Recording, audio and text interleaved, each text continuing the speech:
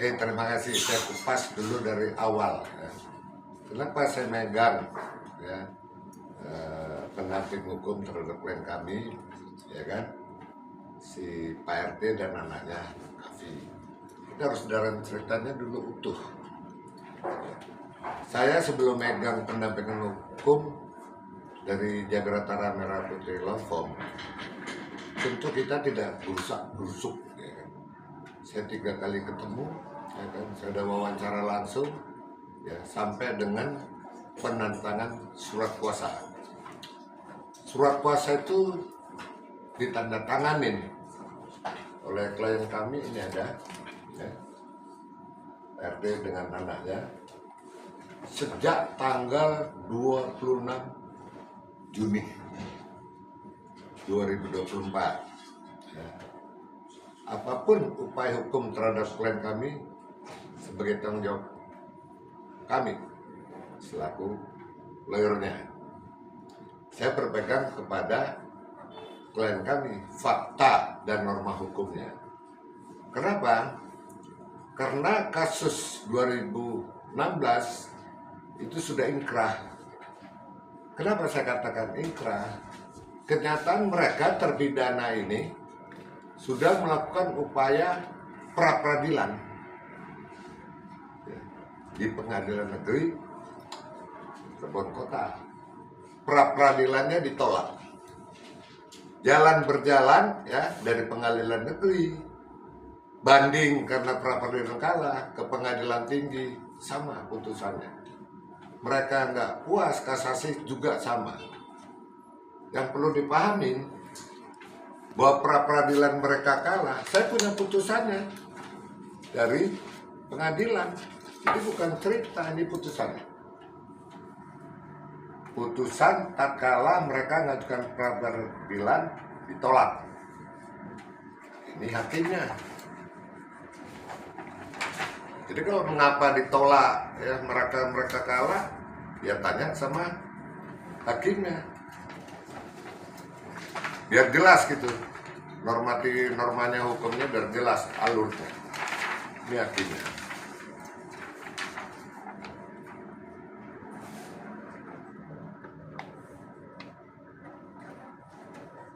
Oke, kita berpedoman kepada berita acara sampai dengan putusan. Namanya Pak RT, ya kan? Ya ada berkasnya satu khusus, ya, Abdul Asran, saya undang, ya kan? Bahwa mereka mempertahankan apa yang dia ucapkan, apa yang dia disumpah, bukan BAP. BAP itu boleh tidak diakuin, ya, dicabut kembali. BAP ini adalah pengantar untuk di dalam persidangan. Kalau udah sidang, dia disumpah, sudah memberikan keterangan, nggak bisa dicabut. Itu satu. Yang kedua, Pak RT ini mempunyai anak Kavi. Tanggal 27 Agustus malam minggu, jam 8, mereka mengatakan, tidak ada tamu saya menginap di rumah saya. Bapak saya ada, Pak RT waktu itu, ya kan? Dan bapaknya ngomong, kunci rumah ini selama saya pegang, tidak pernah ke anak saya ke kafe. Dari pihak lain mengatakan bahwa mereka nginep di rumah itu, kafe yang buka pintu. Oke, mereka juga mengatakan kan di media bahwa para pelaku ini, para terdakwa ini tidak saling mengenal. Lah kalau iya, tidak saling mengenal bisa bersatu nginep di rumah orang. Seandainya pun mereka menginap, rumah itu tidak layak untuk beberapa orang ditiduri. Rumah itu juga kotor karena tidak ditempati. Ya. Nah, mau percaya dengan omongan orang? Ada lagi sekarang berita, ya kan?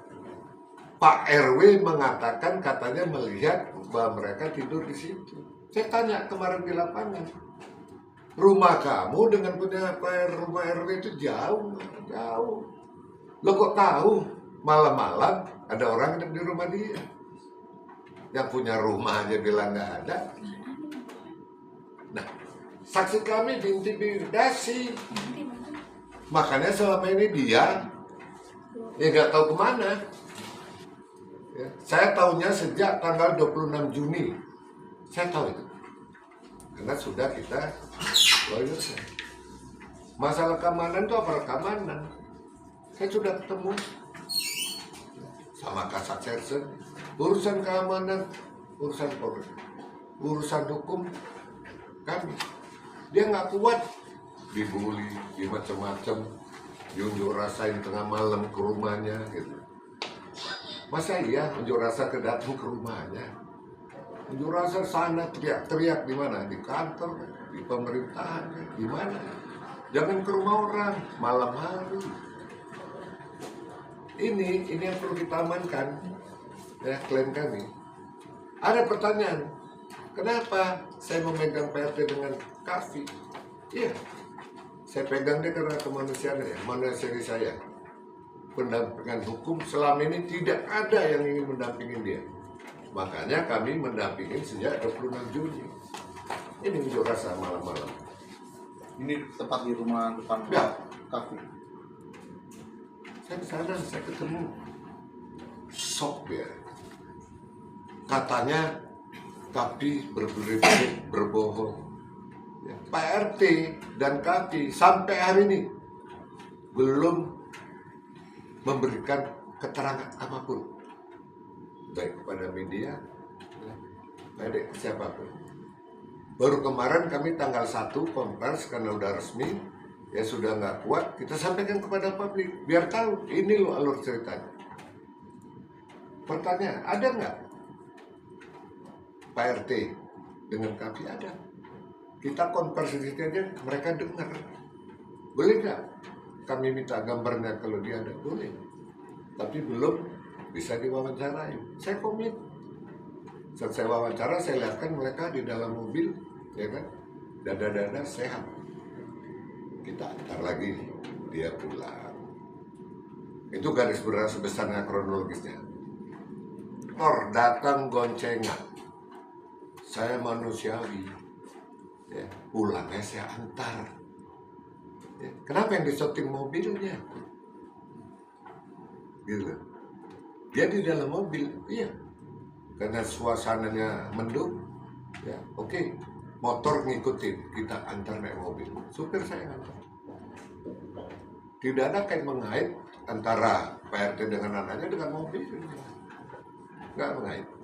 Makanannya juga tersendat-sendat. Sampai ada bisikan, hati-hati dikasih makan minum orang yang tidak kenal. Ya. Baru saya kasih snack, baru saya kasih minum, apa yang dia minum saya minum. Sampai begitunya mentalnya. Nah, masyarakat harus tahu lah, bagaimana kalau klien yang ngalamin seperti Pak RT dan Pak Kavi. Kasihan orang desa, ya kan, udah tua lagi bapaknya, ya, guru dan menggaji UMR, punya anak, memberikan nafkah anak istrinya aja udah gak sulit. Dari kemanusiaan itulah kami tim dari Lompom Jakarta Merah Putih, ya, dengan Profesor Sasari, dengan Citra Ramadhani, dan semuanya kita ada 9 orang. Informasi yang saya dapat dari informasi, ada 12 orang minta perlindungan ke LPSK. Dalam rangka perlindungan apa? Perlindungan saksi dan korban. Saya mengajukan surat perlindungan saksi dan korban baru tanggal 1 Juli. Sudah diterima, ya. Mudah-mudahan dalam waktu dekat akan di-assessment. Tadi saya tawarkan sama LPSK, kalau bisa yuk kita ke Cirebon. Saya mencari tempat yang aman. Kalau mereka ke Jakarta, was-was. Perjalanannya jauh, mungkin kesandung sana sini juga dengan media, nanti nggak ngomong salah. Ya, mudah-mudahan nanti minggu depan kami akan ke Cirebon, akan assessment dengan tim L11 malam ada motor lewat-lewat yang tidak pernah. Jangan orang ngaku wartawan, ternyata nggak wartawan.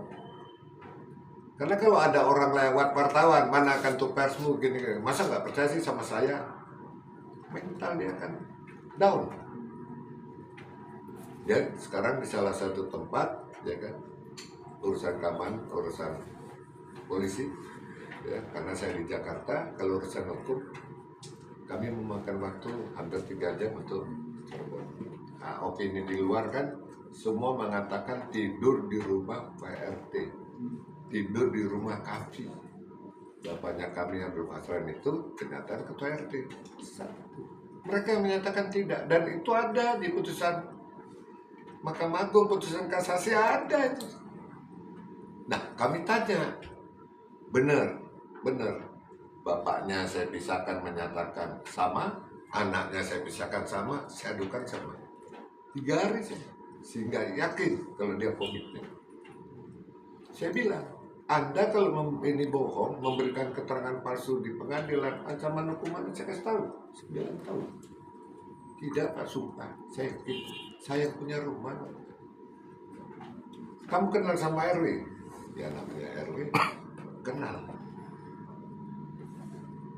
Itu aja, itu yang kita pagarin. Ada seseorang ya, tanda kutip, sudah menemui klien kami. Katanya memberikan amplop, ditolak. Namanya ada. Dia bilang apa tuh pas mau beli amplop? Tidak, kalau saya suruh berubah, ternyata tidak. Saya tanya, isinya tahu nggak? Enggak. Saya pulang. Nah, inilah yang kita jaga. Biar masyarakat luas tahu bagaimana sih Abdul Pasren ini seorang ketua RT dan anaknya Kavi. Pasti sebelum jadi kuasa hukum Pak RT, upaya apa aja sih atau ada tekanan apa aja di Pak RT selama sebelum? Iya, Kita kan punya tim. Pak Pitra itu sudah datang ke rumah Vina, kemana-mana. Saya datang, saya dialog. Ya. Nggak ujuk-ujuk saya pegang, saya dialog putusannya. Saya punya putusan pengadilan negeri yang tentang pra-peradilan. Ternyata udah di pra-peradilan, mau diapain lagi? Kasus pokok sudah di pra-peradilan. Kasus pokok mereka sudah minta gerasi. Sudah ingkrah. Satu hanya yang belum. Lakukan kalian. Yang pendekar hukum. PK kalau pengen hukum baru. Dari ngomong sana, ngomong sini, ngomong sana. Gak jelas. Nah berhadapan kita di pengadilan. Itu baru gentleman. Apalagi advokat ngerti hukum. Ini membingungkan. Masyarakat yang gak ngerti hukum bingung. Orang yang ngerti hukum aja bingung. Jangan masyarakat gitu loh. Jangan bikin opini. Saya dibully, saya dibilang, saya diem aja. Ngapain ngeladenin orang gak waras? Kita waras ngeladenin bullying, tambah gak waras gitu. Ngomongin yang pastinya dulu, kita lihat. Dia anggota DPR RI. Kalau iya anggota DPR RI, ngapain dia? Sampai gitu, telepon aja Kapolda, telepon aja Kapolri. Jangan bawa ke arena politik. Saya tidak orang partai. Dan tidak kompetisi saya untuk mengomentari. Silakan aja. Tanya sama Pak Deddy yang tahu. Untuk yang berdemo tadi kita kembalikan, itu ada yang dikenal nggak sama Pak RT? Loh dia kan nggak ada. Rumah kosong yang demo. Tapi kan sempat di video kan? Video kan? Nah, itu senjata kita. Ya. Berarti dari... Pasti ada yang mempelopori. Dia pakai spanduk kecil, pakai karton dengan tulisan begitu. Dan sebagian besar bukan warga sipil. Itu nanti babak kedua. Kami akan melakukan upaya hukum nanti. Nunggu mereka dulu, apa sih maunya? Dilaporin PRT, silakan lapor. Kita akan hadir klarifikasi. Tapi gitu tidak terbukti, kita akan kembalikan upaya hukum. kemungkinan besar kita juga akan buat laporan. Tapi nunggu. Berarti untuk sementara ini hanya defense aja nih, tidak ada upaya hukum. Belum, tapi kita nggak tipe menyerang. Tapi kalau diserang, apa boleh buat? Sekali kegigit, tidak akan lepas. Ini gigitnya dia. Hanya memberikan ini rumah-rumah saya. Ya saya udah ngomong di pengadilan, saya udah disumpah. Jangan berubah, PRT, Kafi. Nanti kalau kami pegang berubah, ada yang intervensi, ada yang ngasih sesuatu, atau tidak.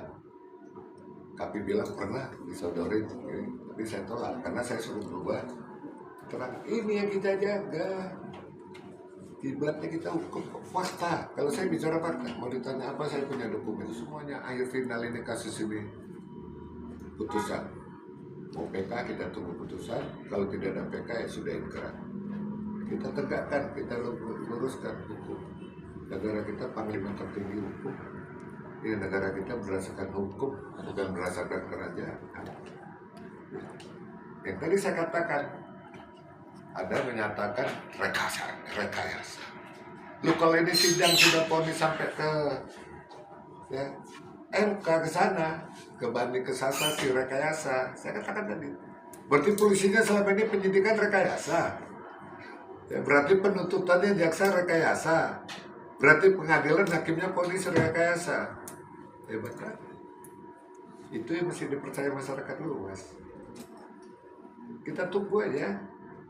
Ya, sekarang pra-peradilan tunggu tanggal 8 putusannya ditolak atau tidak. Oke. Silakan. Dan itu diterima ditolak, tidak ada kompetensinya dengan saksi kami, PRT maupun hakim.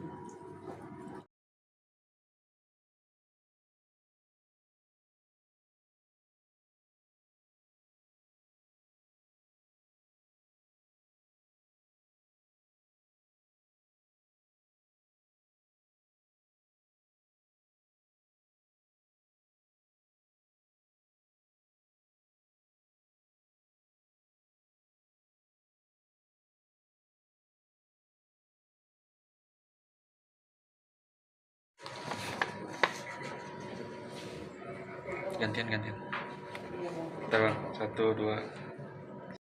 Berapa? Videomu. Saya foto Pak, video disasar. Nah.